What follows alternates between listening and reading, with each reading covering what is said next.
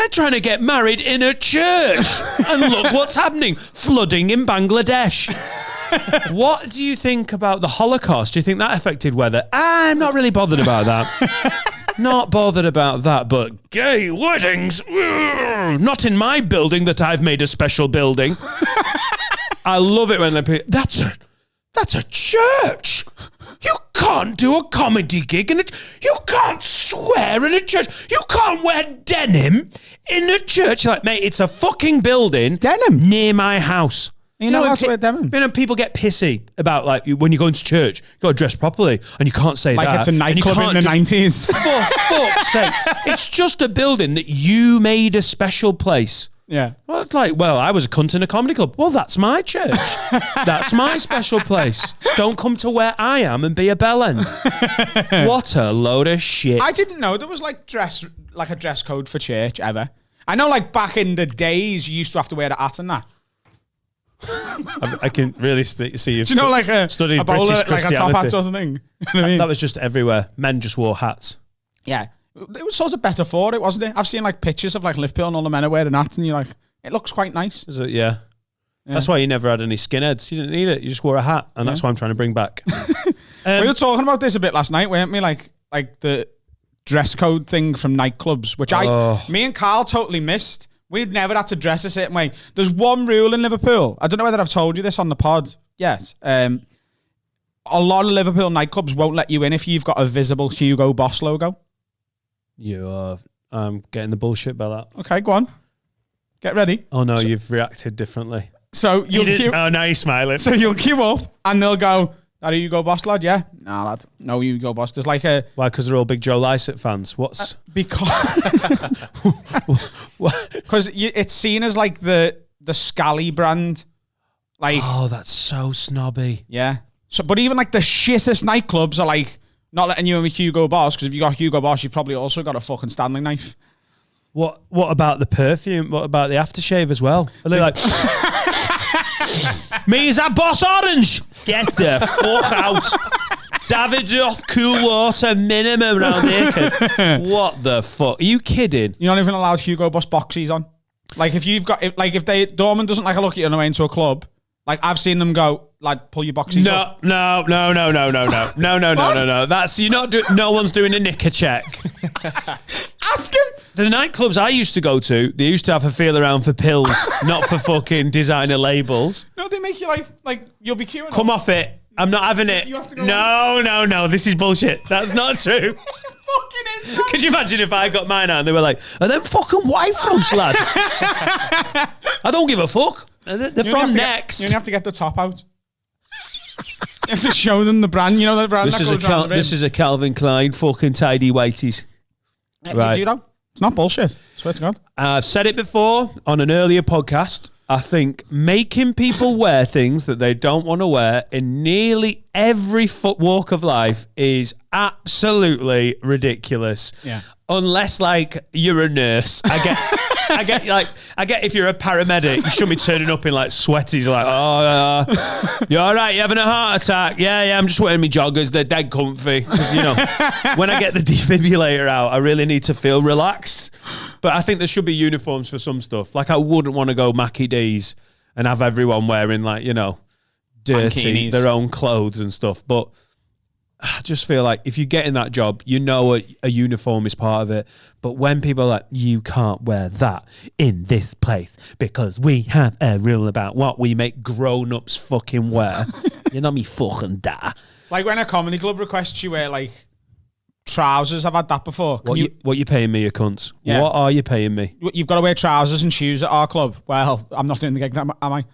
Unless you want to, you can pay me more and go and put restriction on. But if you're playing standard comedy club money, I will wear a hoodie on a Saturday with jeans. I'll wear a trackie. We like our compass to wear a blazer at least, shirt and trousers, and that includes the women who we make look like fucking lesbians. Like, I can't. Are you saying that women? Oh, don't do that! Don't be doing that! Don't be doing that! I've already put my foot in it. You don't need to press my foot down. Are you saying? Don't look at it. Are you saying that women can't wear suits and that they don't belong in them? because that's for men and people who are more masculine. Oh, no, I'm not saying that. I'm just highlighting the problem. On your side, sisters. I can't stand it. Apart from when it gets to the price threshold. £1,000, we'd like you to wear a suit. All right, I'll wear a fucking chicken suit. For £1,000, we'd like you to just wear a sock on your dick and come completely... Oh, no, that's £2,000. That's £2,000, that. That is £2,000. That awful feeling when you're at a corporate gig and they're like, well, it's $2,500. Will you do this? And you're like, I will for the money. We've worked in bars before together where they've made us wear like white button-up shirts, and those bars are just never as fun, are they, to work in? Because first of all, you've got a white shirt on when you're making cocktails, and it's like, if I get a bit of creme de cassis on this, the night is fucking over. Oh, tell you what, he knows the industry, doesn't he? all the cocktail barman went, fucking Adam know the creme de cassis. Creme de cassis. We just say what's cassis. that Portuguese jizz? All right. Yeah, cool people just say cassis. Yeah, I get how if you're a business, like, I get how you're like, we like our staff to wear black or whatever. Yeah, but just because otherwise, t-shirts are sound, aren't they, with like a logo of the bar that you're in on the back, or like a small one, or even a big one. I'm not really asked, but just the Stand Comedy Club, you can wear your clothes, and they've got these cheesy waistcoats that you look like you're a member of staff at like a wacky warehouse or something. But I get it. It's basically like, wear what you want, be sensible, but will you just stick that on so members of the public know that if they drop a glass, they can be like, oh, you're wearing a Stand vest, mate, because we've just dropped this. I think that's like a nice half and half, but name badges as well. Name badges, it's so cringy, like, here at Wilco's, we really like our fucking horrible customers to be able to name you while they're being a cunt to you. It's not enough that you already work for like £8.50 an hour at and best. Also, excuse me, no one's Barbara. ever used that information, though, have they? No one ever goes, Barbara, where's the... Like, because that would be weird. If you're in Asda and it says, John, happy to help, you don't go up and go, hiya, John, mate, where's the biscuit aisle? You go over and go, excuse me, mate, where's the biscuit aisle? Basically, you are just giving a weapon to cunts, because normal, nice people, it almost feels, I don't know if this is just me that makes this up, it almost feels weirdly eggy if you read their name while you're talking to them. Yeah. Excuse me, Ian, could you show me where the bread is? Would you use their name? Not in that context, but when you're being nice and funny and personable, yeah. Yeah. But like, it just seems a bit like, I feel like they'd be like, even though they've got a badge on, they'd be like, the fuck you calling me Ian for? Yeah, it happened yesterday. I was in the bank and there was a lady helping me and she was very like fumbly, like, oh, I'm so sorry. And I went, it's okay, Faye. And she laughed. Yeah, because you read a tit. Is it just me as a man? It feels like someone's name badge on their tit. It feels like an intrusion. You're like, sorry about that, Amanda. And they're like, don't you dare read my tit name. So are you saying women should wear it somewhere else to appease your feelings? Right on the flaps. So like to read the name, you have to be like... Do you know what I've just remembered, actually? I'm talking a bit of shit, because what you're talking about being like personal and that, this really bothered me at the time. So I can't remember where it was. Tesco? Let's say it was Tesco. And I was like... So, and I went, oh, thanks, Andrew, or whatever. And he went, oh, my name's not Andrew, I've just borrowed someone's badge. And I went, well, then what is the fucking point of having someone else's name on you? Yeah. So you just have to wear a badge? Because he's nicking Gillette Mach 3 blades, that's why. Andrew, we're going to have to speak to you in the office. We found Gillette Mach 3 blades in your backpack before you go home. Like, all right, cool. Can we do that meeting tomorrow? Little side note, by the way, you mentioned the Wacky Warehouse there. Why is there no adult Wacky Warehouse? What? You mentioned the Wacky Warehouse before, and I haven't stopped thinking about the Wacky Warehouse since you said it. Because I want to go to the Wacky Warehouse, but I mean, they're meant to be for kids, aren't they? Those sort of like... Meant to be. Inflatable parks. Yeah. But the Wacky Warehouse is like indoors, wasn't it? And like slides. A ball pool and a slide. But now they've raised the game of children's entertainment centres to the state that it's almost worth the ball ache of having a kid just to be able to take them to an inflatable fuck around park. Yeah. Runcorn's got one. And I'm not joking. If we ever get the chance, we should go around the corner. It's a tenner. You get 2 hours in it. And it is absolutely tremendous. Massive inflatables, slides, 2 huge ball poles. And are you allowed on it as an adult? Yeah, it's not for kids. It's an inflatable park. There will be, after 6 p.m, like an adult-only zone. Because sometimes you're in there, like my big fear as a dad of a small kid is, this is why we don't go on the school holidays. Because this is like the kiddies bit, the little kiddies bit. But you can't tell my 3-year-old, like, stay in this smaller shit bit when she's like, look at that fucking slide. And then there's some some 13-year-olds who are basically going from rugby practice to the fucking inflatable park. They're like tackling each other, like, this is what we play for. Bang.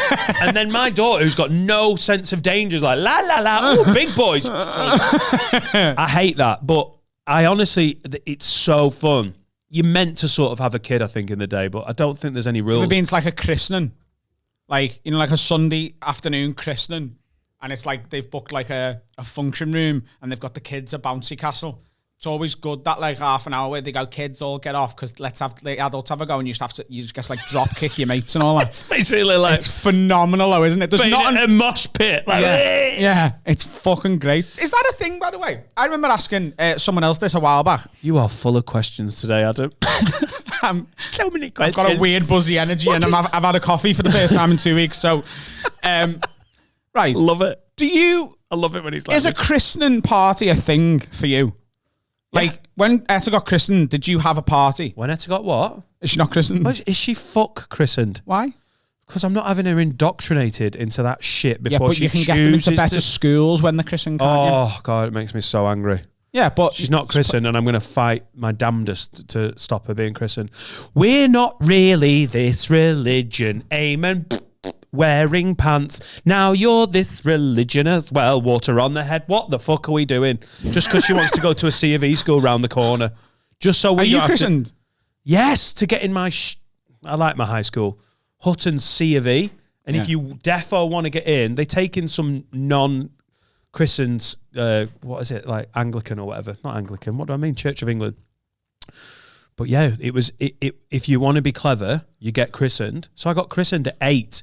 In a me getting christened at 8. My dad is so atheist. My mum was religious, but my dad was like, fuck that, never, fuck that.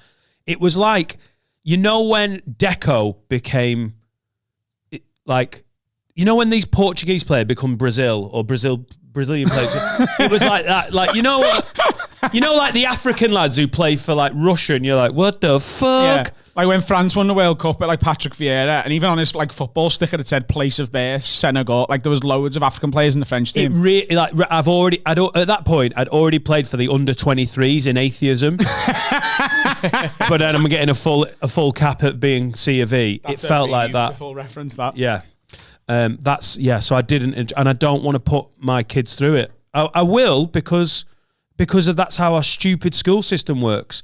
And honestly, if there was a load of shit primary schools in Measures and there was a Muslim faith school, I'd have Laura in a fucking burqa, and we'd be turning up like you know, salam alaikum, because that is how ridiculous the British education system is. You've got linked to fake religion that you're not. I get it if you are genuinely religious, but I'm into Zeus because, you know, when he's angry, lightning bolts. Where's my primary school? I would get my kid christened to get them into a good school. I would, but I would be like saying to them the whole time, like, not during the christening, like, no, this is all bullshit. No, it's all bullshit. But like throughout their life. Can you imagine if like, and we do this in the name of the Father. Bullshit. But like while they were in school. Bullshit. I would like tell them, you're going to be doing a lesson called RE, religious education, and you just need to know, like, you don't need to believe that stuff. Like, I don't, your ma doesn't. I might, do you know what I mean? Like, just shut up. Yeah. It's sound. And you don't have to, you don't have to do your RE homework. I'd tell them that as well. You don't have to do your RE homework. If you get homework for RE, you don't have to do it. It's good studying RE because it's not just your religion, is it? It's other religions as well. Someone said that to us, right? Do you remember getting taught about any other religion in school? Because we went to the same school. I feel like it was pretty Catholic heavy. Yeah. Because Catholics are like the ultras of Christianity, aren't they?